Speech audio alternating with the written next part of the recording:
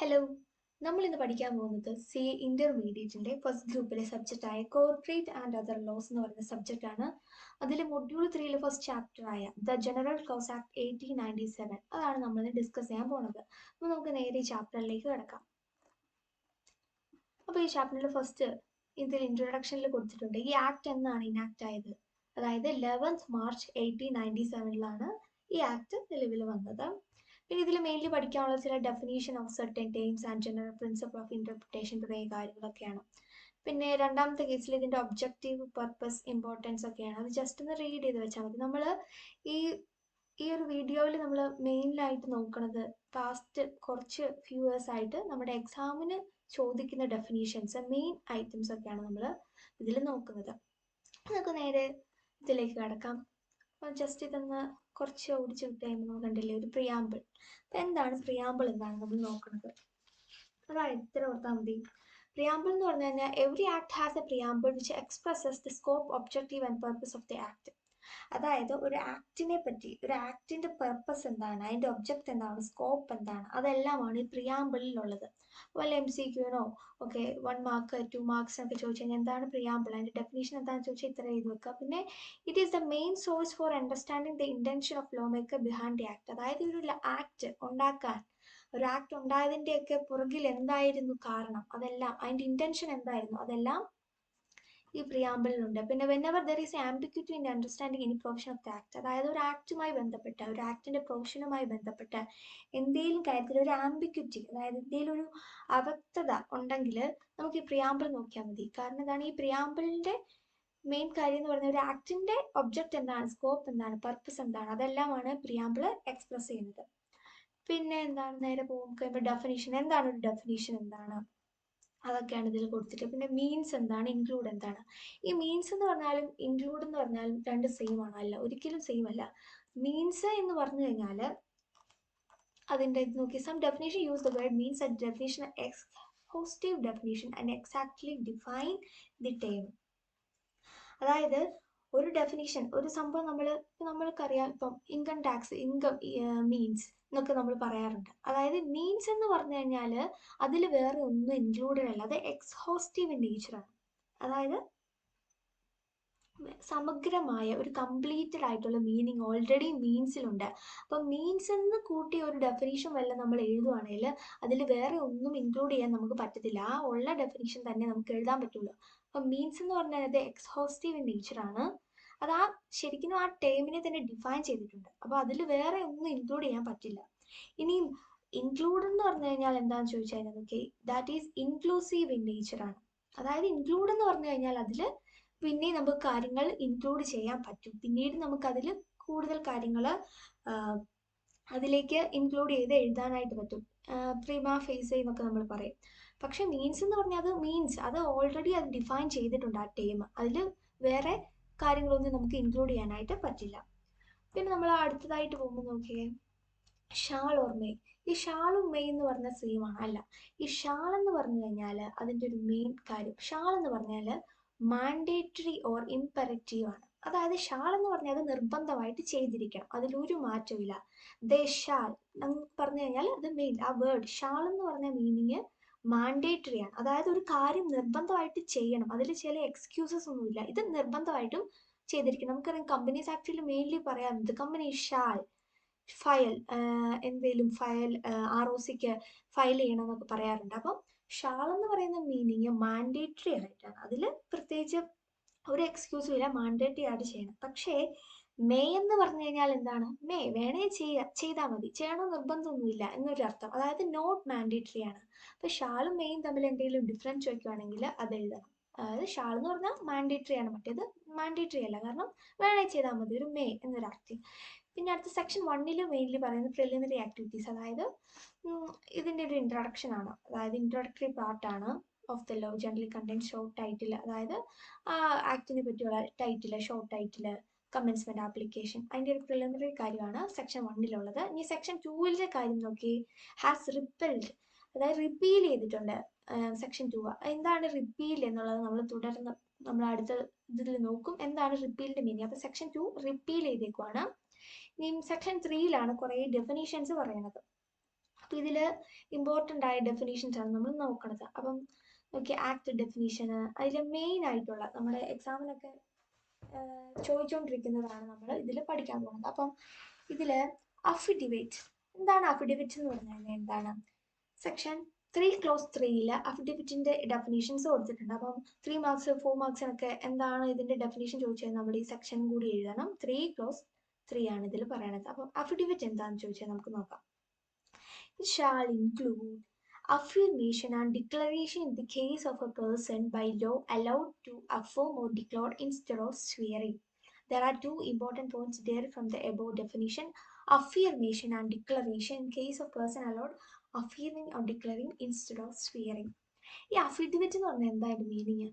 Affidavit എന്ന് പറഞ്ഞു കഴിഞ്ഞാൽ നമ്മൾ കേട്ടിട്ടുണ്ടല്ലോ സത്യവാങ്മൂലം. സത്യവാങ്മൂലം എന്ന് പറഞ്ഞാൽ എന്താ? സത്യമായിട്ട് നമ്മൾ സത്യവാങ്മൂലം എന്ന് പറഞ്ഞാൽ നമ്മൾ എന്തെങ്കിലും കാര്യങ്ങളൊക്കെ എഴുതി കൊടുക്കാറില്ലേ? അതായത് അത് എഴുതിയാണ് കൊടുക്കുന്നത്, ഇൻ റൈറ്റിംഗ് ആണ്. അപ്പൊ ഇവിടെ അഫിഡവിറ്റ് എന്ന് പറഞ്ഞാൽ സെയിം മീനിങ് തന്നെ. ഷാൾ ഇൻക്ലൂഡ്, അതിൽ എന്തൊക്കെ കാര്യങ്ങൾ ഇൻക്ലൂഡ് ചെയ്തിട്ടുണ്ട് കണ്ടോ? ഇവിടെ കണ്ടോ ഷാൾ വന്നിട്ടുണ്ട്, അതായത് മാൻഡേറ്ററി ഷാൾ ആണ്. Shall include affirmation and declaration in the case of person by law allowed to affirm or declare instead of swearing. അതായത് ഇത്ര ഓർത്താൽ മതി. ഒരു സത്യവാങ്മൂലം ചെയ്യേണ്ടത് ആരാണെന്ന് വെച്ചാൽ ലോ അലോ ചെയ്തിട്ടുള്ള ഒരാളായിരിക്കണം. ഇല്ലേ? ലോ അലോ ചെയ്ത ഒരാൾക്ക് മാത്രമേ ഒരു അഫിഡവിറ്റ് തയ്യാറാക്കാനായിട്ട് പറ്റുള്ളൂ. ഈ അഫിഡവിറ്റ് അകത്ത് എന്തൊക്കെ കാര്യങ്ങൾ ഇൻക്ലൂഡഡ് ആണ്? ഒരു അഫിർമേഷൻ, ഡിക്ലറേഷൻ, അതെല്ലാം ഇൻക്ലൂഡഡ് ആണ്. ഇത് ഇൻസ്റ്റെഡ് ഓഫ് സ്വിയറിംഗ്, അതായത് ഇതെല്ലാം എഴുതിയാണ് കൊടുക്കേണ്ടത്, വാക്കാൽ പറയുന്നതല്ല. അതിന് പകരം നമ്മൾ എഴുതി കൊടുക്കുന്ന ഒരു സാധനമാണ് അഫിഡവിറ്റ് എന്ന് പറയുന്നത്. ലോ അലോ ചെയ്ത ആൾ അങ്ങ് പറഞ്ഞാൽ എന്താണ് ഉദ്ദേശിക്കുന്നത്? അതായത് ഇപ്പം ലോ എന്തെങ്കിലും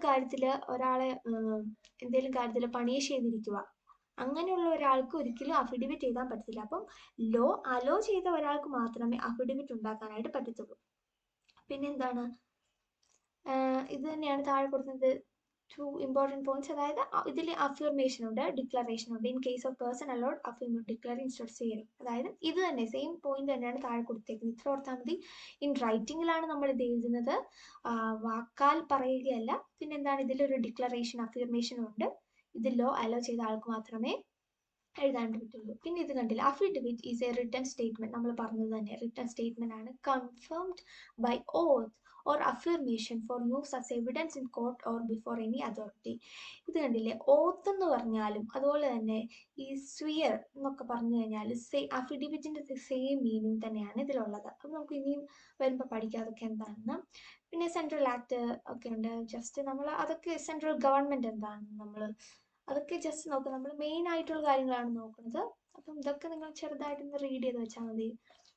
പിന്നെ എന്താണ് കമൻസ്മെന്റ് എന്ന് പറയുമ്പോൾ കേട്ടിട്ടുണ്ട്, ഒരു സാധനം തുടങ്ങുന്നതിന് നമ്മൾ ഒരു ബിസിനസ് കമൻസ് ചെയ്തു എന്നൊക്കെ പറയാറുണ്ട്. അപ്പം ഈ കമ്പനീസ് ആക്ടിൽ ഒരു കമൻസ്മെന്റ് എന്ന് പറഞ്ഞു കഴിഞ്ഞാൽ എന്നാണോ ഒരു ആക്ട് റെഗുലേഷൻസ് ഒക്കെ ഫോഴ്സിൽ വന്ന എന്നാണോ അതിനെയാണ് നമ്മൾ കമൻസ്മെന്റ് എന്നുകൊണ്ട് ഉദ്ദേശിക്കുന്നത്. അപ്പൊ അതിന്റെ സെക്ഷൻ എന്താ? 3 ക്ലോസ് 13 ആണ്. നമ്മൾ ആദ്യം പഠിച്ച അഫിഡവിറ്റിന്റെ ക്ലോസ് ഏതായിരുന്നു? 3 ക്ലോസ് 3 ആണ്. ആ സെക്ഷൻ ഒന്ന് ഓർത്തിരിക്കുക കേട്ടോ. ഇനി അടുത്ത് നോക്കി ഡോക്യുമെന്റ് എന്താണ്? എന്താണെന്ന് നോക്കി. ഡോക്യുമെന്റിൽ 3 ക്ലോസ് 18 ഡോക്യുമെന്റ് എന്താണെന്ന് പറയുന്നത്. അപ്പൊ ഡോക്യുമെന്റിന്റെ ഡെഫിനേഷൻ ആണ്: document shall include any matter written, expressed or describe upon any substance by means of letters, figures, marks or more than one of this. ഇത് നോക്കിയാൽ മതി. ഈ ഒരു ചാർട്ടിൽ സെയിം സെന്റൻസ് തന്നെയാണ് ഇവർ എഴുതി വെച്ചിരിക്കുന്നത്. ഇത് ഇച്ചിരി എളുപ്പമായിട്ടുള്ളത്, നിങ്ങൾക്ക് കണ്ടാൽ മനസ്സിലാവും. അപ്പം document section 3 clause 18 shall include എന്തൊക്കെ കാര്യങ്ങൾ ഇൻക്ലൂഡഡ് ആയിട്ടുണ്ട്? Any matter written, expressed or describe upon any substances. പിന്നെന്താണ്? By means of letters, figures or marks or used by more than one of those means. പിന്നെ which is intended to be used or which may be used for the purpose of recording that matter. അതായത് ഒരു document എന്ന് പറഞ്ഞാൽ നമുക്കറിയാം ഒരു substance, ഒരു document ആണ്. അതിൽ എന്തൊക്കെ കാര്യങ്ങളുണ്ട്? അതിൽ എഴുതിയിട്ടുള്ള കാര്യങ്ങൾ, എന്തെങ്കിലും കാര്യങ്ങൾ എക്സ്പ്രസ് ചെയ്തിട്ടുണ്ട്, ഇല്ലെങ്കിൽ എന്തെങ്കിലും കാര്യങ്ങളെ കുറിച്ച് ഡിസ്ക്രൈബ് ചെയ്തിട്ടുണ്ട് അല്ലെ ഡോക്യുമെന്റിൽ.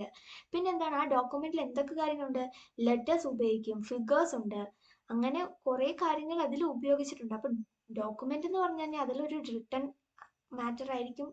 മാറ്റർ റിട്ടേൺ എഴുതിയിട്ടുണ്ട്, അത് എക്സ്പ്രസ് ചെയ്തിട്ടുണ്ട്, ഡിസ്ക്രൈബ് ചെയ്തിട്ടുണ്ട്, അതിൽ ലെറ്റർ ഉപയോഗിച്ചിട്ടുണ്ട്, ഫിഗേഴ്സ് ഉപയോഗിച്ചിട്ടുണ്ട്. പിന്നെ എന്താണ് which is intended to be used or which may be used. ഒന്നെങ്കിൽ ഡോക്യുമെന്റ് ഉപയോഗിക്കാൻ വേണ്ടിയിട്ടായിരിക്കും ഇത് തയ്യാറാക്കിയിരിക്കുന്നത്, ഇല്ലെങ്കിൽ അത് ഉപയോഗിച്ചുകൊണ്ടിരിക്കുന്നുണ്ട്.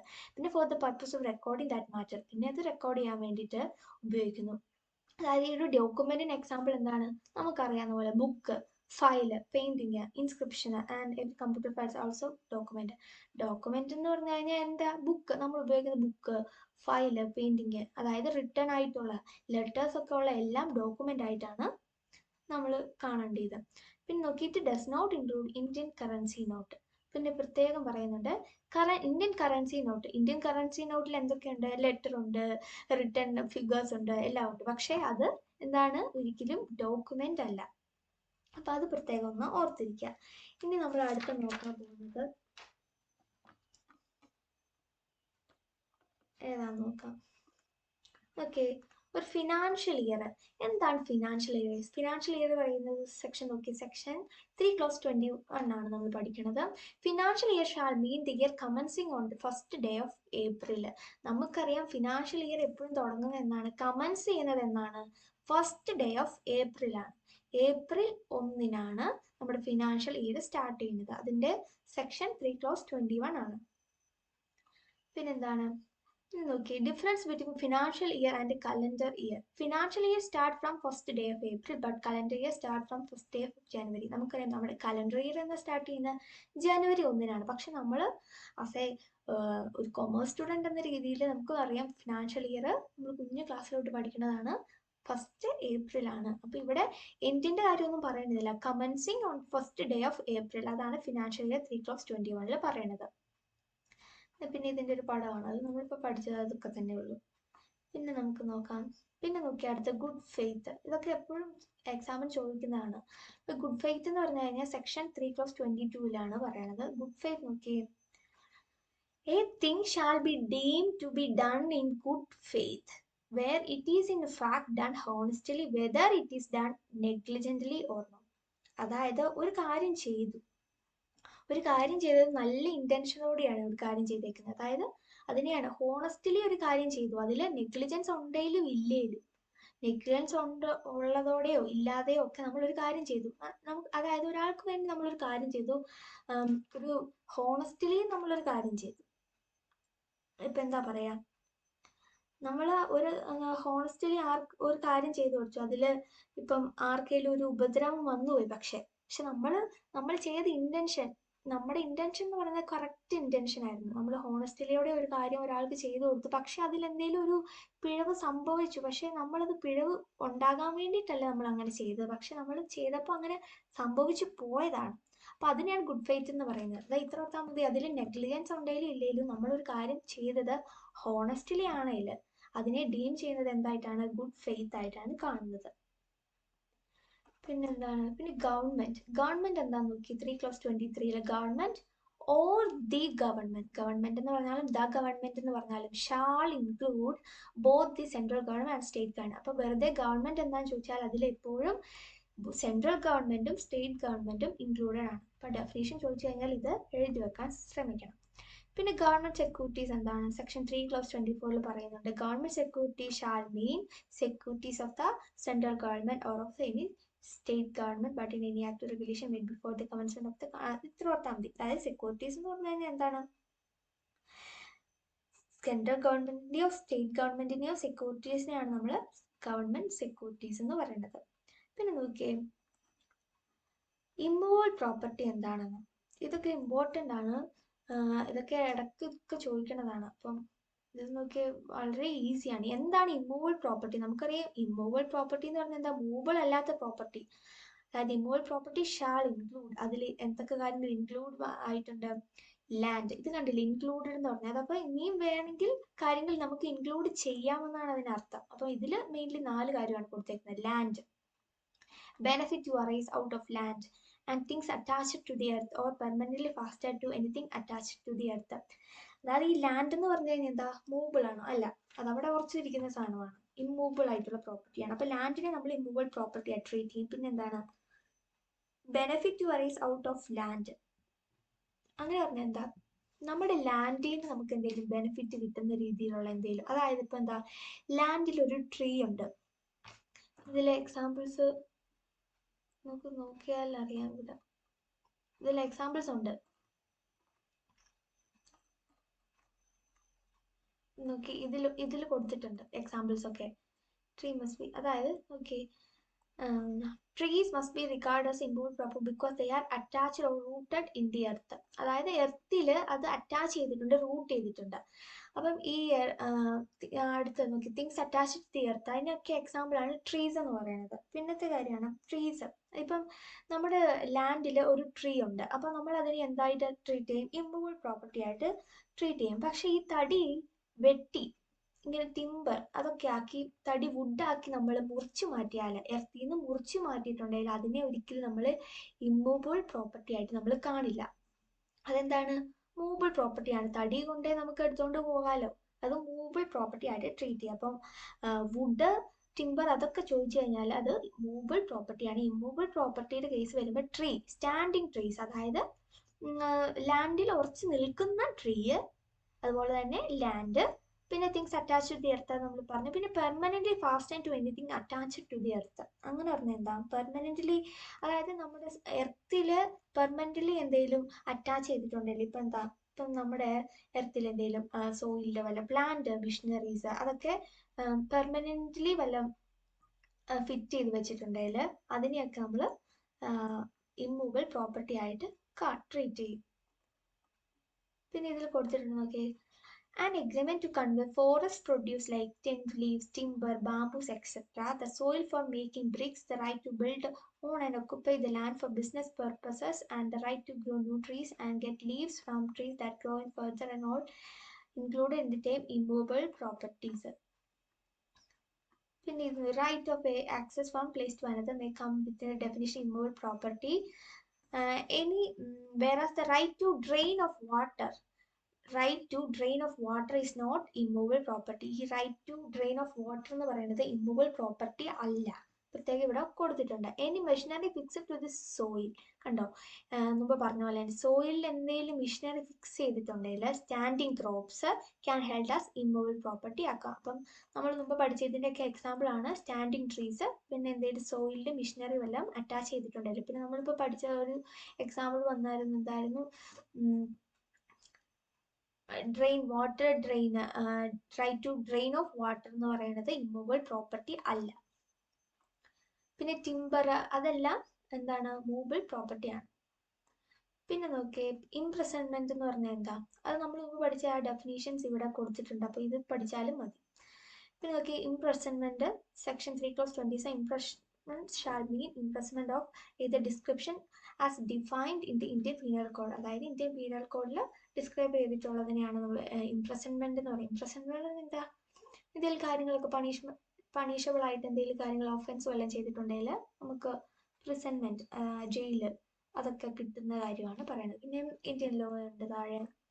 പിന്നെ മെയിൻ ആയിട്ടുള്ള കാര്യം, മന്ത് നോക്കിയേ, month shall mean a month reckoned according to the British calendar. British കലണ്ടറിൽ പ്രിസ്ക്രൈബ് ചെയ്തിട്ടുള്ളതിനെയാണ് നമ്മൾ മന്ത് എന്ന് കൊണ്ട് ഉദ്ദേശിക്കുന്നത്. പിന്നെ അടുത്ത എന്താണ്, movable property. Section 3 clause 36, a movable property shall mean property of every description except immovable property. അതായത് immovable property അല്ലാത്ത എന്തും movable property ആണ്. പിന്നെ അതിന്റെ എക്സാമ്പിൾ നോക്കിയേ, thus any property which is not immovable property is movable property. Debt, share, electricity are movable property. ഇതിന് movable property example നോക്കിയേ, debt, shares, electricity ഇതെല്ലാം movable propertyക്ക് എക്സാമ്പിൾ ആണ്. പിന്നെന്താണ്,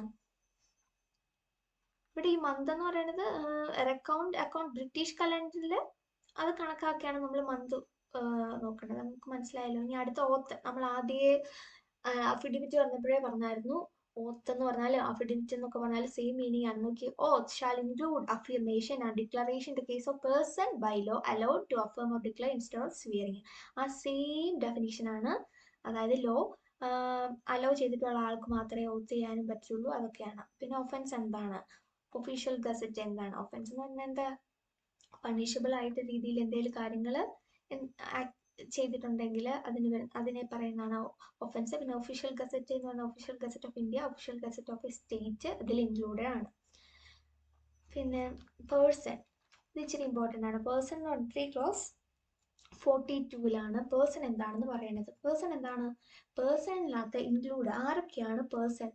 നമ്മൾ ഇൻകം ടാക്സിലും ഒക്കെ നമ്മൾ പഠിച്ചിട്ടുണ്ട്, നമ്മുടെ ഈ കമ്പനീസ് ലോയിലും ഒക്കെ പേഴ്സൺ എന്താണെന്ന് പഠിച്ചിട്ടുണ്ട്. അപ്പം ഇതിൽ ജനറൽ ക്ലോസ് 1897 പേഴ്സൺ 3 ക്ലോസ് 42 എന്താണ് പറയുന്നത്? എനി കമ്പനി ഒരു പേഴ്സൺ ആയിട്ട് ഇൻക്ലൂഡ് ചെയ്തിട്ടുണ്ട്. പിന്നെ association, body of individuals, whether incorporated or not. അതായത് ബോഡി ഓഫ് ഇൻഡിവിജ്വൽസ് ഇവർ ഇൻകോർപ്പറേറ്റഡ് ആണെങ്കിലും അല്ലെങ്കിലും, പിന്നെ ഇനി കമ്പനി, അസോസിയേഷൻ ഇതെല്ലാം പേഴ്സൺ ആയിട്ട് ഇൻക്ലൂഡഡ് ആണ്. പിന്നെന്താണ്? പിന്നെ റൂൾ എന്താണ്? ഷെഡ്യൂൾസ് എന്താണ്? സബ്സെക്ഷൻ എന്താണ്? സ്ഫിയർ കണ്ടോ? Sphere 3 clause 62 sphere with its grammatical variation and cognate expression shall include affirming, declaring in the case of person by law allowed to affirm or declare. ഞാൻ ആദ്യം പറഞ്ഞ ഈ ഓത്ത് കണ്ടോ? The term affidavit, oath and swear have the same definition in the act. അപ്പം ഒരു definition പഠിച്ചാൽ മതി, അഫിഡവിറ്റിന്റെ പഠിച്ചാൽ മതി. അപ്പൊ നമുക്ക് ഓത്തിനും സ്വിയറിനും ഒക്കെ സെയിം ഡെഫിനേഷൻ എഴുതാം. പിന്നെ ഇതിന്റെ ക്ലോസ് മാത്രം നോക്കിയാൽ മതി. അഫിഡവിറ്റിന് 3 clause 3 പിന്നെ ഓത്ത്, പിന്നെ സ്വിയർ 3 clause 62 അപ്പം സെയിം ആണ്, സെയിം മീനിങ് ആണ്. അതായത് ഇൻ റൈറ്റിംഗിലാണ് പേഴ്സൺ അലോ ചെയ്ത ആൾക്ക് മാത്രമേ ഇത് അഫിം ചെയ്യാനും ഡിക്ലെയർ ചെയ്യാനും പറ്റത്തുള്ളൂ. അപ്പൊ അത്രേ ഉള്ളൂ. പിന്നെ റൈറ്റിംഗ് എന്താണ്? പിന്നെ ഇയർ എന്ന് പറഞ്ഞാൽ എന്താ നോക്കി? 3 clause 66 year shall mean a year record according to the British calendar. അതായത് ബ്രിട്ടീഷ് കലണ്ടറിനെ ബേസ് ചെയ്ത് അതിലെ കണക്കാക്കിയാണ് അതിനെ കണക്കാക്കിയാണ് നമ്മൾ ഇയർ ഏതാന്ന് പറയണത്. അപ്പം വെറുതെ നമ്മൾ ആദ്യം മുമ്പ് പഠിച്ചെന്തായിരുന്നു? ഫിനാൻഷ്യൽ ഇയർ എന്തായിരുന്നാണ്. ഫിനാൻഷ്യൽ ഇയർ എന്ന് മാത്രം ചോദിച്ചു കഴിഞ്ഞാൽ commencing the first day of ഏപ്രിലിന് എഴുതണം. ഇനി വെറും ഇയർ എന്താണെന്ന് ചോദിച്ചു കഴിഞ്ഞാൽ അത് ബ്രിട്ടീഷ് കലണ്ടറിനെ ബേസ് ചെയ്താണ്, അതിനെ കണക്കാക്കിയാണ് നമ്മുടെ ഇയർ എന്താന്ന് പറയുന്നത്. അത് ബ്രിട്ടീഷ് കലണ്ടറിൽ പറയുന്ന ഇയർ ആണ് ഇയർ എന്ന് പറയുന്നത്. ഫിനാൻഷ്യൽ ഇയർ എന്ന് പറഞ്ഞാൽ കമൻസിങ് ദി ഫസ്റ്റ് ഏപ്രിലാണ്. അപ്പോൾ അത് രണ്ടും മാറിപ്പോകരുത്, അത് നോക്കണം. ഇനി അടുത്ത എന്താണ്?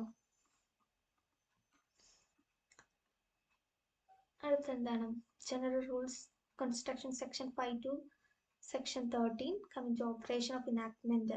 അതായത് ഒരു ആക്ട്, ഈ ആക്ട് എങ്ങനെയാണ് വന്നത്, നിലവിൽ വന്നത് എങ്ങനെയാണ്, അതിന്റെ ഒരു ഒറിജിൻ എങ്ങനെയാണ്, അത് കാര്യങ്ങളൊക്കെയാണ് ഇതിൽ പറയണത്.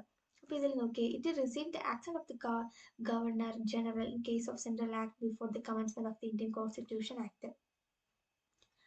അതായത് ഇത്ര ഓർത്താൽ മതി, വേറെ ഇനി ആക്ട്. അതായത് ഇതില് പറയണത്, ഇത് റൂൾസ്, ആക്ട് ഇതെല്ലാം നിലവിൽ വന്നു. അപ്പൊ ഇതിനൊരു സ്പെസിഫൈ ആയിട്ടൊരു ഡേറ്റ് ഇല്ല എങ്കിൽ, ഒരു ഡേറ്റ് ഉണ്ടെങ്കിൽ ആ ഡേറ്റ് നമ്മൾ പർട്ടിക്കുലർ ഡേറ്റ് മെൻഷൻ ചെയ്തിട്ടുണ്ടെങ്കിൽ അത് നമ്മൾ എടുക്കണം. ഈ ഒരു പർട്ടിക്കുലർ ഡേറ്റ് സ്പെസിഫൈ ചെയ്തിട്ടില്ല എങ്കിൽ, നോട്ട് സ്പെസിഫൈ മെൻഷൻ ചെയ്ത പർട്ടിക്കുലർ ഡേറ്റ് ആണെങ്കിൽ നമ്മൾ action of the governor general in case of central act made before the commencement of the Indian constitution. അപ്പം ആക്സന്റ് അവരുടെ എടുക്കണം. പിന്നെ നോക്കിയേ, the companies act 2013 received accent of president of India on 19th note in the official gazette. അതായത് ഇത്ര ഓർത്താൽ മതി, ഒരു പർട്ടിക്കുലർ ഡേറ്റ് നമുക്ക് ഒരു ആക്ട് ഇല്ലെങ്കിൽ എന്തെങ്കിലും റെഗുലേഷൻസ് ഒക്കെ നമ്മുടെ ഇതിലേക്ക് ഫോഴ്സിലേക്ക് കമൻസ് ചെയ്തിട്ടുണ്ടെങ്കിൽ, അപ്പൊ നമ്മൾ ഏത് ഡേറ്റാ എടുക്കണേന്ന് ചോദിച്ചു കഴിഞ്ഞാൽ ആക്സന്റ് ഓഫ് ദി പ്രസിഡന്റ് ആണ് നമ്മൾ എടുക്കേണ്ടത്. അതായത് പർട്ടിക്കുലർ ഡേറ്റ് സ്പെസിഫൈ ചെയ്തിട്ടില്ല. അപ്പൊ എന്നാണോ പ്രസിഡന്റ് ആക്സന്റ് കിട്ടിയത്, അതായത് പ്രസിഡന്റ് എന്നാണ് ഉറപ്പ് തരുന്നത്, അതായത് ആക്സന്റ് ഓഫ് ദി പ്രസിഡന്റ്, അതാണ് നമ്മൾ എടുക്കേണ്ടത്. പിന്നത്തെ ഇതിന്റെ മെയിൻ ആയിട്ടുള്ള കാര്യങ്ങൾ നമുക്ക് നോക്കാം. പിന്നെ ഇതിൽ പറയണത് ഒരു റെഗുലേഷൻസ് അതുപോലെ തന്നെ ആക്ട് ഇതെല്ലാം നിലവിൽ വന്നിട്ടുണ്ടെങ്കിൽ, ഇപ്പം റെഗുലേഷൻ ഡേയ്സ് ആദ്യം നമ്മൾ പഠിച്ചത് ആക്ട് വന്നിട്ടുണ്ടെങ്കിൽ നമ്മൾ അസെന്റ് ഓഫ് ദി പ്രസിഡന്റ് എടുക്കണം. ഇനി റെഗുലേഷൻ നിലവിൽ വന്നിട്ടുണ്ടെങ്കിൽ അതിന്റെ ഒരു ഓപ്പറേഷന്റെ ഡേറ്റ് നമ്മൾ എടുക്കേണ്ടത് എന്താണെന്ന് വെച്ച് കഴിഞ്ഞാൽ after the date of announcement ആണ്. അതായത് എന്നാണോ ഒരു റെഗുലേഷൻ അനൗൺസ് ചെയ്തിട്ടുള്ളത്, ആ അനൗൺസ് ചെയ്തിട്ടുള്ളതിന്റെ പിറ്റേ ദിവസമായിരിക്കണം നമ്മൾ എടുക്കേണ്ടത്. അപ്പൊ അത്രയാണ്. ഇനി റൂൾസിന്റെ കേസ് പറയുന്നുണ്ട് ഇതില്.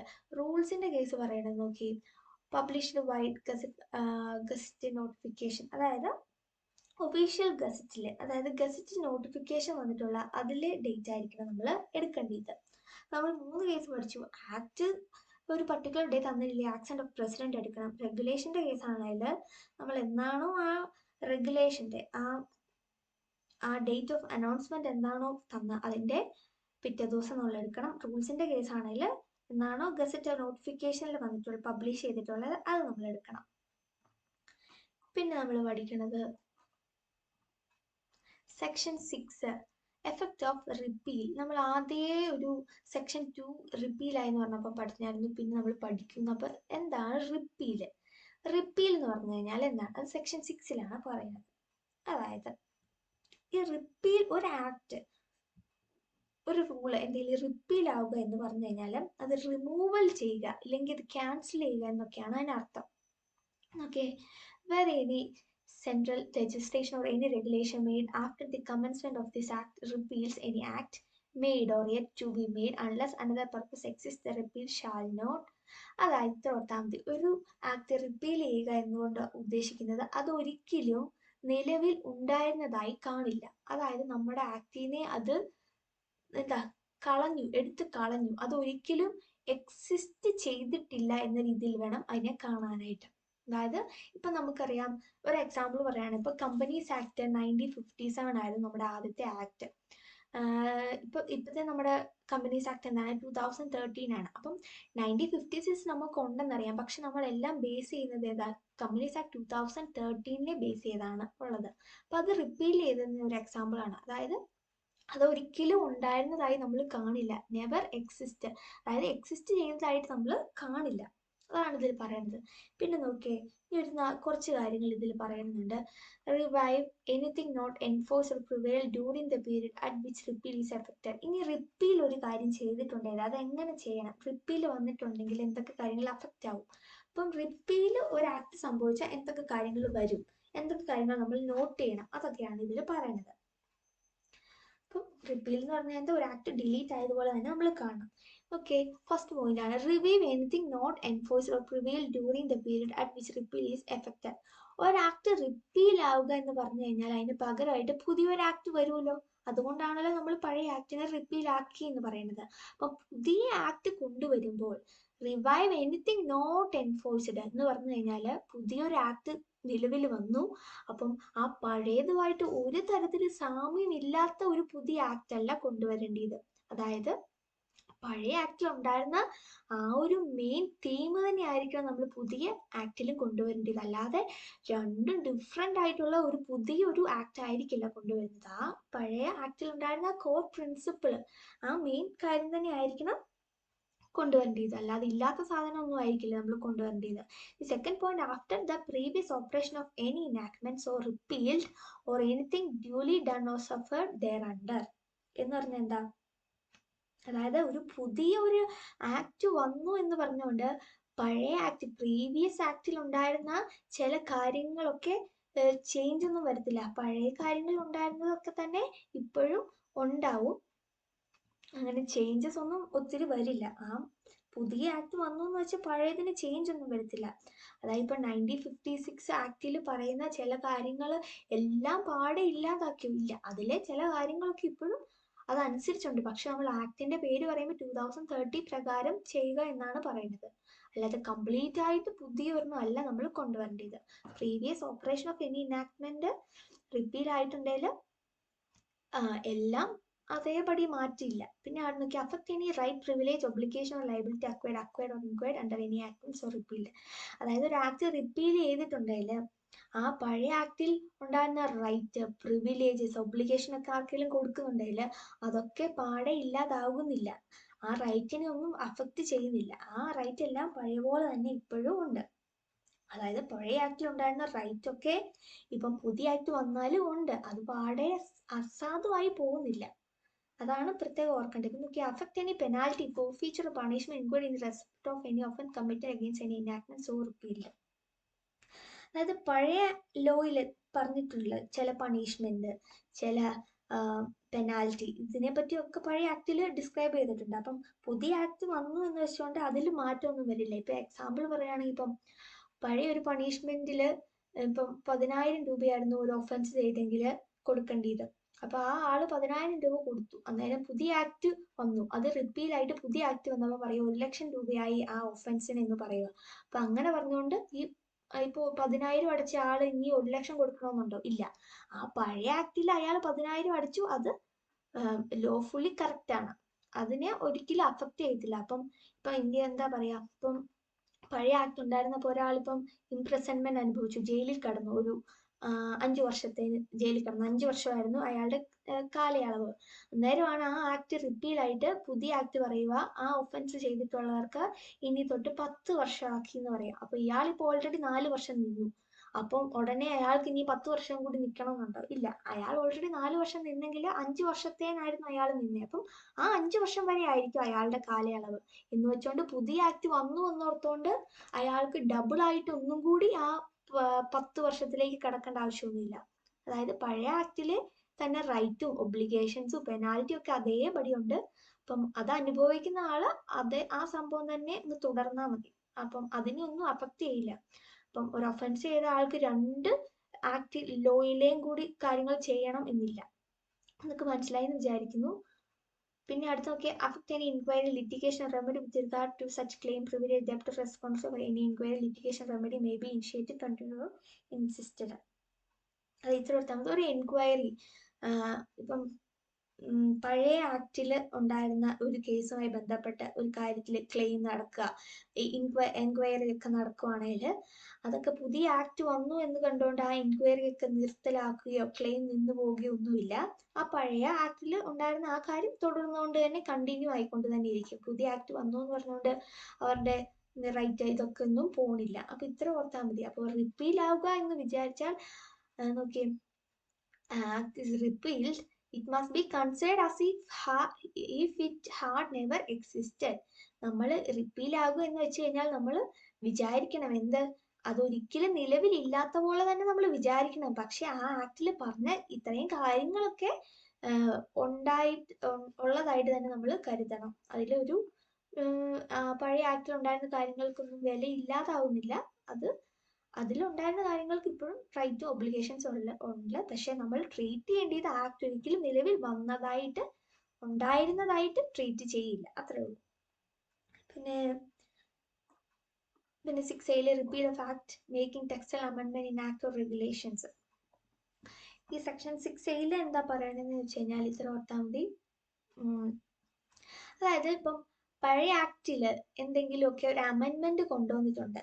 ഒരു അമെൻമെന്റ് കൊണ്ടുവന്നിട്ടുണ്ടെങ്കിൽ പുതിയൊരു ആക്ടില് ആ പഴയ ആക്ട് റിപ്പീലായി എന്ന് വെച്ചുകൊണ്ട് പുതിയ ആക്ടില് ആ അമെൻമെന്റ് ഒന്നും ഇല്ലാതാവുന്നില്ല. Repeal shall not affect the continues of any such അമെൻമെന്റ് made by enactments or repealed. അതായത് പഴയ ആക്ടിൽ എന്തെങ്കിലും ഒരു അമെൻമെന്റ് ഒക്കെ വന്നിരുന്നെങ്കിൽ പുതിയ ആക്ട് വന്നാലും ആ അമെൻമെന്റ് ഒന്നും മാറിപ്പോണില്ല. അമെൻമെന്റ് ഒക്കെ അതേപടി തന്നെ ഇരിക്കും. പിന്നെ ഇതിലൊരു ഇതുണ്ടായിരുന്നു, ഡിലീഷൻസ്. ഈ റിപ്പീൽ എന്ന് പറഞ്ഞാലും ഡിലീഷൻ എന്ന് പറഞ്ഞാലും സെയിം ആണോ? അല്ല. റിപ്പീൽ എന്ന് പറഞ്ഞു കഴിഞ്ഞാൽ അത് ഒരിക്കലും നിലവിലില്ലാത്ത പോലെ തന്നെ നമ്മൾ കാണും. പക്ഷെ ഡിലീഷൻ എന്ന് പറഞ്ഞു കഴിഞ്ഞാൽ എന്തായിരിക്കും? ഡിലീഷൻ എന്ന് പറഞ്ഞാൽ ജസ്റ്റ് അത് ഡിലീറ്റ് ചെയ്തതായിട്ടേ നമ്മൾ കരുതത്തുള്ളൂ. അതായത് ജസ്റ്റ് അത് നമുക്ക് പഠിക്കാനുള്ള പോർഷനിൽ നമ്മൾ ഡിലീറ്റ് ആക്കി കളയാന്ന് പറയത്തില്ല, അത്രേ ഉള്ളൂ. അല്ലാണ്ട് റിപ്പീലും ഡിലീഷനും സെയിം മീനിങ് അല്ല. ഇതിൽ നോക്കിയാൽ deletion only takes effect from the date of legislation affecting said deletion, never to effect total affecting or wipe out the provision has never existed for the purpose of. ഇത്ര ഓർത്താൽ മതി. Deletion എന്ന് പറഞ്ഞാലും repeal എന്ന് പറഞ്ഞാൽ രണ്ട് meaning ആണ്. Repeal ordinarily brings about complete obliteration of the provision as if it is never existed, thereby affecting all incoherent right and all causes of action related to the repeal provision, where deletion only takes effect from the date of legislation affects a deletion. അപ്പോൾ ഇത്ര ഓർത്താൽ മതി.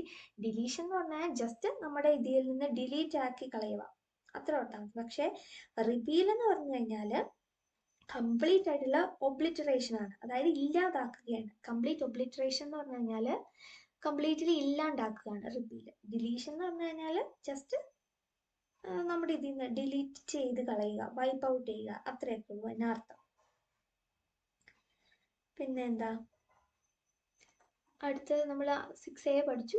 അമെൻമെൻറ്റിൽ എന്തെങ്കിലും മാറ്റം വന്നിട്ടുണ്ടെങ്കിൽ, amendments കൊണ്ടുവന്നിട്ടുണ്ടെങ്കിൽ അത് repeal ആയെന്ന് പറഞ്ഞുകൊണ്ട് അതിൽ എഫക്റ്റ് ഒന്നും ആവത്തില്ല, അത് കണ്ടിന്യൂ ആയിട്ട് തന്നെ ഇരിക്കും. പിന്നെ നമ്മൾ പഠിക്കേണ്ടത് section 9 commencement and termination of time, അത് നമ്മൾ നോക്കിയിരിക്കണം. അതായത് ഇത് നോക്കി, any legislation or regulation shall be sufficient for the purpose of excluding first in a series of days or any other period of time to use from, including the last series of days or period of time to use the word to. അതായത് ഇതിൽ പറയുന്നത് ഫ്രമ്മും to കണ്ട രണ്ട് mark ചെയ്തിട്ടുണ്ട്. അതായത് ഒരു ഇതിൽ from എന്ന് ഉപയോഗിച്ച് കഴിഞ്ഞാൽ, നമ്മുടെ രജിസ്ട്രേഷൻ റെഗുലേഷൻസിലൊക്കെ ഫ്രം എന്നൊരു കാര്യം ഉപയോഗിച്ച് കഴിഞ്ഞാൽ നമ്മൾ അതിനെ ട്രീറ്റ് ചെയ്യേണ്ടത് ഫസ്റ്റ് ഡേ ആ സീരീസിൽ നിന്ന് എക്സ്ക്ലൂഡ് ചെയ്യുക. അതായത് ആ സീരീസിലെ ഫസ്റ്റ് ഡേ നമ്മൾ ഒഴിവാക്കി കളയുക ഫ്രം ഉപയോഗിച്ച് കഴിഞ്ഞാൽ. ടു ഉപയോഗിച്ച് കഴിഞ്ഞാൽ നമ്മൾ എന്ത് ചെയ്യണം? ദ ലാസ്റ്റ് ഡേ, ഒരു സീരീസിലെ ലാസ്റ്റ് ഡേ ഇൻക്ലൂഡ് ചെയ്യണം. ഇതിൽ ഒരു എക്സാമ്പിൾ കൊടുത്തിട്ടുണ്ട്. A company declared dividend for its shareholders in its annual general meeting held on 13/9/2022. അതായത് ഒരു ഡിവിഡൻഡ് ഡിക്ലെയർ ചെയ്തു ആനുവൽ ജനറൽ മീറ്റിംഗിൽ 30/9, അതായത് സെപ്റ്റംബർ 30-ന് ഡിവിഡൻഡ് ഡിക്ലെയർ ചെയ്തു. Under the provision of the companies act 2030, companies required to pay declared dividend within 30 days from the date of declaration. അപ്പം company പറയുന്നത് 30 ദിവസത്തിനുള്ളിൽ ആ ഡിക്ലെയർ ചെയ്ത ഡിവിഡൻഡ് കൊടുക്കണം എന്നാണ് പറയുന്നത്, from the date of declaration. അപ്പോൾ from the date of declaration, from എന്ന് പറഞ്ഞു കഴിഞ്ഞാൽ നമ്മൾ പഠിച്ചു excluding the first day in a series. അപ്പോൾ ഇതിൽ 30/9 നമ്മൾ ഡിവിഡൻഡ് ഡിക്ലെയർ ചെയ്തത്. അപ്പോൾ ഇതിൽ ഫ്രം ഉപയോഗിച്ചുകൊണ്ട് എക്സ്ക്ലൂഡിങ് ദി ഫസ്റ്റ് ഡേ എന്ന് പറയുമ്പോൾ നമ്മൾ എന്ന് അതിൻ്റെ ഇത് കൊടുക്കും? First October 2022 to 30/10/2022. In the series of 30 days, 30/9/20 will be excluded. അതായത് നോക്കിയേ, 30/9 നമ്മൾ പഠിച്ചു ലാസ്റ്റ് ഡേ എക്സ്ക്ലൂഡ് ചെയ്യുന്നല്ലേ പഠിച്ചത്. അപ്പം ഇതിൽ ഈ ഡേറ്റിലാണ് ഡിക്ലെയർ ചെയ്തിട്ടുള്ളത്. അപ്പോൾ ഇത് ഡിക്ലെയർ ചെയ്തിട്ടുള്ളതിൻ്റെ ഈ ലാസ്റ്റ് ഡേ നമ്മൾ ഒഴിവാക്കി, എക്സ്ക്ലൂഡ് ചെയ്തു. എന്നിട്ടുള്ള 30 ദിവസം കൊണ്ട് നമ്മൾ ഡിവിഡൻഡ് കൊടുക്കും എന്നാണ് പറയുന്നത്. അപ്പം ഇനി കൊടുക്കുന്ന ഡേറ്റ് എന്നായിരിക്കും? ഇതിൽ നിന്ന് ഇനി 30 ദിവസം കൂട്ടിക്കഴിഞ്ഞാൽ എന്നായിരിക്കും? 30 ഇത് കണ്ടില്ലേ, നോക്ക്, 1/10/2022, 30/10. അപ്പൊ ഇന്ന് ഈ 30/10/2022. അപ്പൊ നിങ്ങൾക്ക് മനസ്സിലായെന്ന് വിചാരിക്കുന്നു.